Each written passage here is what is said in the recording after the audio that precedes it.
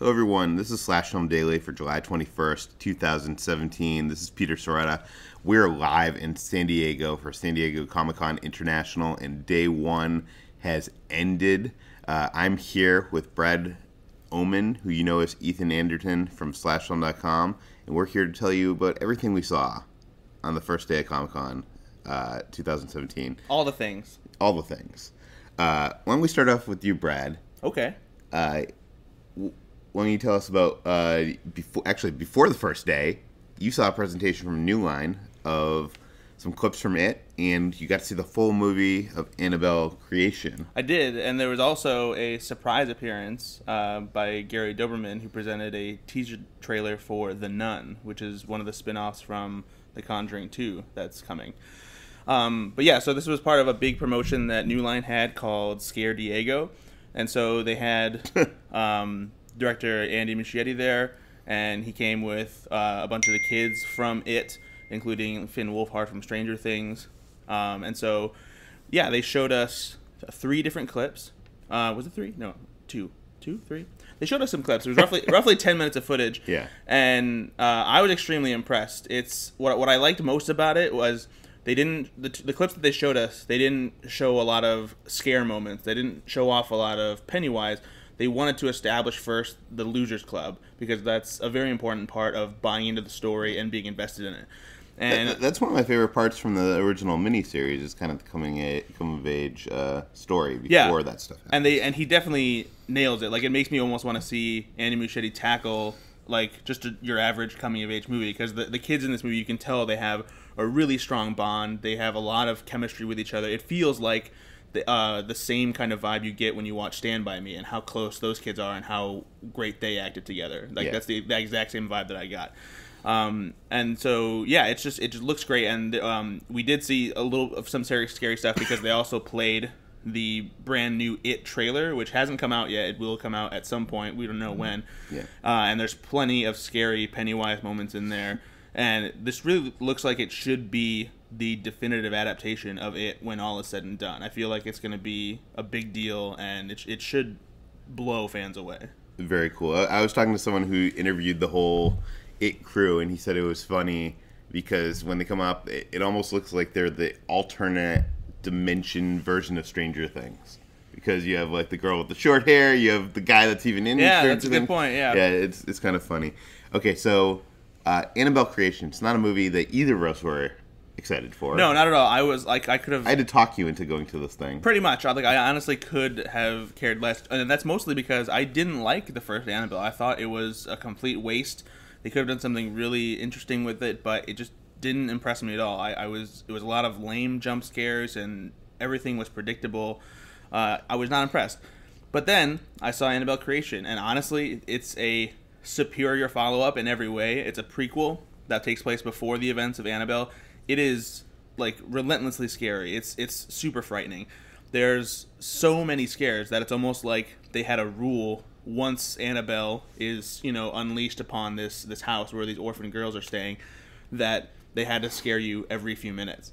Because there's so many moments of suspense and intensity, and it's so much to where, like, you can't sit still in your seat. And so I personally was surprised by how much I enjoyed this sequel. It's really fun, and I think that people will really enjoy it. The big panel in Hall H on Thursday morning was 20th Century Fox.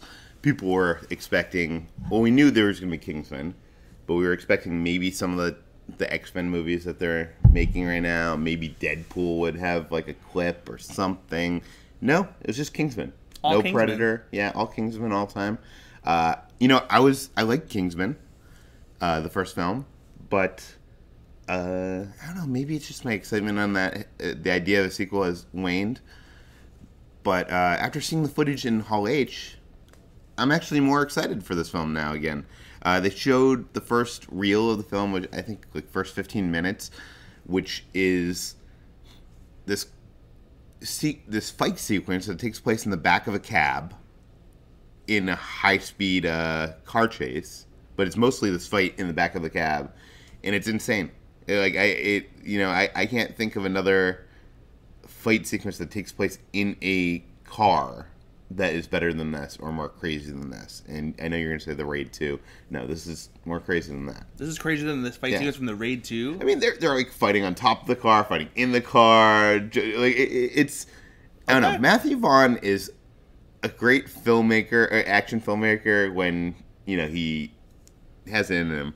But it's insane. The plot of this film is they come to the U.S., and there's the U.S. version of the Kingsman, which is the Statesman, which is run out of a Kentucky whiskey company called Statesman Whiskey. And it's interesting, Matthew Vaughn is actually releasing his own whiskey called Statesman Whiskey. So after you see this movie, you'll be able to buy the whiskey, which is genius. Yeah, he's doing it. Old Forester is the whiskey distillery that he's teaming with. And I actually got to try some of it yesterday. Yeah. And it's delicious. I honestly can't wait to get my own bottle. I love whiskey, so I'm going to have to look out for that. But overall, they showed some other clips. They showed another clip with basically two people fighting in a diner to throw someone into a meat grinder. It was absurd, funny, action-packed. It looks like a lot of fun. It looks like I'm excited for it, but I think the whole Hall H was kind of disappointed because it was pitched as a 20th Century Fox panel, and only a few days ago was it renamed on the Comic-Con website a Kingsman panel. So if you had the guide, it's a 20th Century Fox. So if I was there as a fan and I waited out, early in the morning, overnight to get wristbands, hoping to see some X-Men and Deadpool, a little disappointing. Yeah, I guess I'm kind of happy that I didn't have to go in with you guys to see that, because I would have been disappointed as well. And plus, it would have just been a waste of our resources because, thankfully, I got to cover something that I was pretty excited about and that we also wanted to cover just in case anything cool came out of it. Yeah. Most of the time we talk about these big halls, Hall H, Ballroom 20, Indigo Ballroom, but there's a lot of ballrooms in Comic-Con that are like these smaller rooms. Yeah, and tons of panels are taking place all the time throughout Comic-Con, but you don't hear about some of these other ones because we just don't have time to cover that many things. And, none of the sites do because they only have so many people here. Yeah. But so we want to take advantage of this panel because, so IDW Publishing, which is a comic book company, had a Ghostbusters 101 panel. Now, Ghostbusters 101 is a comic book that they've been publishing this summer. That's a crossover between the original Ghostbusters from 1984 and the new Ghostbusters from 2016. It involves a multi-dimensional portal that links the two universes together, and they actually have to work together and team up, and they learn stuff from each other about how each other fights ghosts. It's honestly a really cool comic book series, and I've been loving it. And so they had a panel about that, and what was cool is that Ivan Reitman was there to talk about the comic and that kind of thing. So we thought maybe some stuff might come out about future Ghostbuster stuff. And he did mention some tidbits about ideas that he has, things that he wants to do. Some of it was old stuff, like he talked about the animated movie that's coming up being something from the Ghost perspective, which is something we already knew. But he did say that he has another live-action movie idea kicking around. So there were some interesting tidbits there. In addition to them, for me, announcing what I thought was cool was a sequel to the Ghostbusters and Teenage Mutant Ninja Turtles comic book that came out a while back, and then also these cool but also really weird action figures that are Teenage Mutant Ninja Turtles and Ghostbusters combined. So you have like Raphael as Winston, you have Donatello as Egon, you have Leonardo as Ray, and you have Michelangelo as Venkman. It's so strange. They're very strange, but they look really cool and weird at the same time. I feel like this is a continuation. When I was a kid and I collected Ninja Turtle stuff, it's like they had Ninja Turtle, Pizza Dude, Ninja, Raphael, they just had like 100 different versions of every Ninja Turtle because all the kids wanted was the Ninja Turtles, and then they only had like one Shredder, right? And the bad guys. Exactly. And now they're creating Ghostbusters Ninja Turtles, and it's ridiculous. Yeah, they're called Ninja Ghostbusters, so and they're pretty cool. Like I'll probably buy them. But you got to interview. Yeah, so that was the other cool thing, and especially for me because I am a diehard Ghostbusters fan. Is IDW was able to arrange some time for me to talk to Ivan Reitman, and we haven't tossed anything from that up yet because we don't want it to get overshadowed by all the crazy Comic-Con stuff. But we did get some pretty cool tidbits about what the future of Ghostbusters holds and ideas that Reitman has and what they've been talking about at Ghost Corps about how to continue the franchise.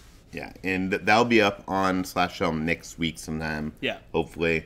What while you were doing that, back over to Hall H, I think you got back in by this point. Yeah. They had a Netflix panel, which was for both their original movies coming up, Bright by David Ayer and Death Note by Adam Wingard. Wingard, yeah. Bright, you have seen the trailer. They showed a clip. Did they show a clip? They did show a clip. Yeah, they did show a clip. Right. To me, it looks terrible. It does look more dark and gritty than I expected it to be, even from the first trailer. But our own Jack Giroux, who wrote it up for the site, seemed to enjoy it. So I don't think it looks terrible. I think my reservation right now is that I don't have any investment in the world yet. I don't think I understand enough about how the world operates or anything like that to really... Yeah. Well, our article on the site today that's getting published today actually has a bunch of that, a bunch of the world building. So, yeah, but it's... I think it looks interesting because what I like is that it blends David Ayer's gritty, grounded style from End of Watch and mixes some fantasy into it, which is... Yeah. It makes for kind of a strange clash in a way, but it's also kind of fascinating. I mean, I love the concept. Max Landis wrote the screenplay. And I think the problem is with the execution for me. Like, the orcs look so out of place in David Ayer's gritty Los Angeles crime movie. Do you know what I mean? Like, it looks like people wearing masks or something. But we'll see. I mean... Joel Edgerton looks like he's doing a really good job as... Yeah. As that character, the orc character, that team with Will Smith. Yeah, it was fun to see Will Smith on stage. He was talking about how this is the only time in a movie that he's going to be able to play someone being racist to another person. Yeah. He was excited about that. And David Ayer was generally giving no Fs about anything and basically insulting... all the movie studios. All the movie studios, including the movie studio that he just left, who wanted to make PG-13 Scarface. And he was like, I forget what he said, but you can read it on slashfilm.com. It's funny. Death Note. Tell us about Death Note. Death Note is... So it's a manga adaptation, and I'm not too familiar with the manga. All I know is just what we've seen from the movie, which I feel like is a decent amount of the audience. And people are upset over this because they have Americanized this. It's not Asian in any way. Yeah, exactly. Yeah. It's a full on American adaptation. Like Adam Wingard says they're putting their own spin on the story. And so they showed a trailer, and I think the trailer was the trailer we'd already seen. But then they did show a clip, which is also available online, where Light meets the death demon behind Death Note. I think Ryuk is his name. Is that how they pronounce it? I think so. Yeah.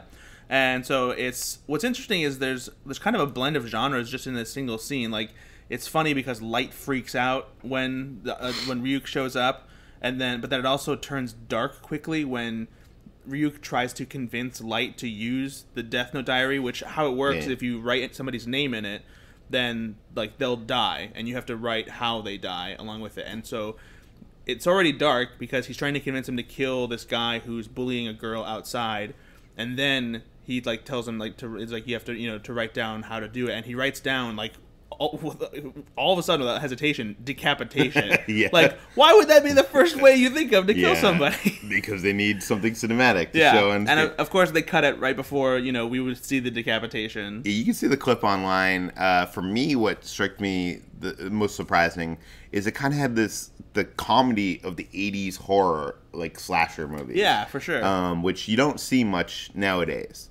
It's either nowadays I think it's more clever, kind of Screamish, kind of very meta. Yeah, meta. I don't know. I want to see it, but I do think Ryuk looks really good, and Willem Dafoe's voice is kind of perfect for that character. And lastly, you went to the Inhumans panel. That's the new Marvel television series that's going to air on ABC, and it's also going to show in IMAX theaters a month ahead of time. Yeah. I wasn't at the panel, but I saw a presentation of the same footage you did on an IMAX screen that they built in San Diego, in a park, which is insane that they can build a small IMAX theater in a park. I'll start with this. It looks horrible. It looks worse than I could have possibly imagined. The writing is so bad. The acting is soap opera acting. The costume designs are some of the worst I've ever seen anywhere. The direction, like unmotivated cuts and camera moves, and and there's like slow motion just added for no reason. Oh, dude, yeah, the slow motion bugged me the most in one of the clips that they showed. And then like even the action itself, when you get to a sequence that could be cool, it's cut in such a clunky way, and it moves so slowly, and it's just not exciting at all. It's really disappointing and upsetting. I was so just flabbergasted by it. It's almost aggressively bad. It's on par with being like a cheesy sci-fi show you would have seen on TV in the 90s. It looks like a sci-fi channel from the 90s. Yeah. You nailed it. And so there's just, the costumes, like there's way too much leather, and everything is so melodramatic, and it's such the hammiest performances you can imagine. Even Ewan Rowan, who was on Game of Thrones, I feel bad for him because it's almost like he's doing like just a really poor man's Game of Thrones plotline now with the way like there's all this drama between the royal family. The only thing that I thought looked cool was Lockjaw, the big giant bulldog who can teleport, which wasn't in the clips, but he was in the trailers. He's in the trailers, and he looks cool. Yeah. That's the only special effect I saw in the whole thing that looked cool to me. There's like this thing that they're doing with the main girl's hair that's moving around. So there's been tons of backlash about Medusa's wig because it looks awful when she's just wearing it. However, I thought her hair looked infinitely better when it became all digital and when it was moving around. I don't know. Most of the visual effects in this looked like something you could do in film school. The only cool part of this whole thing was the sequence where one of the characters like kind of time travels and redoes what he. It's Karnak, and it's a character played by Ken Lang, and his power is he can basically see a bunch of different outcomes of any given situation, and so they kind of psych you out by making you think that he starts to fight this group of people who are trying to kill him, and he gets shot and dies. But then all of a sudden he reappears, and you see like these like hologram like diagrams of like him like basically figuring out what would happen if he did this and there. Yeah, and then it goes back, trying out every single scenario, seeing. And then it goes back and he does it again, and he takes everybody out. That was the only promising thing I think in that whole sequence for me. But even then, that was also shot in a very clunky way, where like I don't think that they did a good job of presenting it. Yeah. I mean, I'm not a fan of Agents of S.H.I.E.L.D. I don't think you are either. I don't love it, but it was not something that I felt like compelled to watch every single week. I mean, I watched it for 2 seasons before giving up. But I know there's a big audience for that. This looks infinitely worse. But I will say this. Seeing a TV show on an IMAX screen is kind of cool. And I hope that IMAX does more of this in the future, hopefully with better TV shows. Because it is cool seeing not just a TV show on the IMAX screen, but a TV show that was shot with digital IMAX cameras on that like wide aspect ratio screen. Yeah, so there you go. That's all I have for Comic-Con. Do you have anything else? That's all I have for Comic-Con. I would say day one of Comic-Con 2017. I've been coming here for I think 10 or 11 years now. I think 11 years. Might be the most disappoining or just like nothing happened day in that decade. Yeah, there was nothing particularly exciting. Thursday is historically a lighter day for Comic-Con. Friday and Saturday are the big days because that's when everyone comes here for the weekend. But even there used to be like some good stuff on Thursdays. But I think with the lack of movie studios, there's not as much being promoted on that side of things. Like you got to the point where, like, because one of the things we did see yesterday was Brigsby Bear, which is this indie movie that played Sundance, but like this is a Sony Pictures Classics movie. And so if you understand, they produce like the Oscar film, art house movies. They pick up movies from Sundance all the time. Yeah.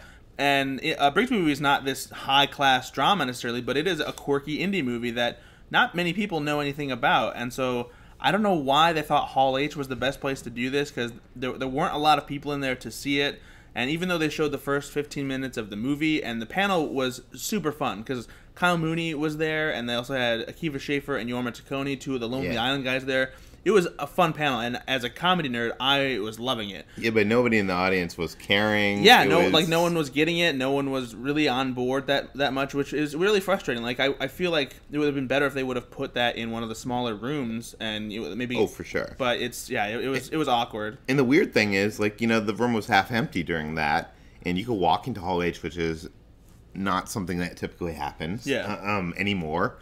And at the same time, our own Jacob Hall was in line for hours trying to get into Ballroom 20, where they had Legion and some other TV shows. And you can read his report on the site, a lot about Legion Season 2, and Noah Hawley, the director or showrunner of Legion and Fargo, announcing that he is going... Well, he says, I'm working on my next film with Fox. I have 2 words for you. Dr. Doom. Like, right at the end of the panel, and he, like, drops the mic and leaves. So I just want to mention that before we go. I'm not sure if he's saying he's making a Dr. Doom movie, or if he's just saying, I'm working on a Fantastic Four movie. A lot of people are taking it as Dr. Doom. Or maybe he's working on a movie where there's a doctor who just kills people. One thing's clear. Fox needs to retain their Fantastic Four movie rights, or they revert back to Marvel Studios. And if he's and making a Doctor Doom movie is an interesting way to do that if they don't try to reboot Fantastic Four again. So yes, so you can read that whole article on that on slashfilm.com. Brad, where can we find more of you? Always on the Slash Film. You can also follow me on Twitter at Ethan_Anderton. See some of the other stuff I'm doing around Comic-Con that we're not posting on the site, just random things here and there. And also check out my podcast, Go Flix Yourself. It's on iTunes and other podcasting platforms. And I want to thank everybody that's been coming up to me at Comic-Con, saying hello, saying that they love the site, and some of you even saying that you love the podcast. I appreciate it. If you do love the podcast, go to iTunes, leave a review, rate it. And if you do have some feedback for us, send it to peter@slashfilm.com. We will see you tomorrow.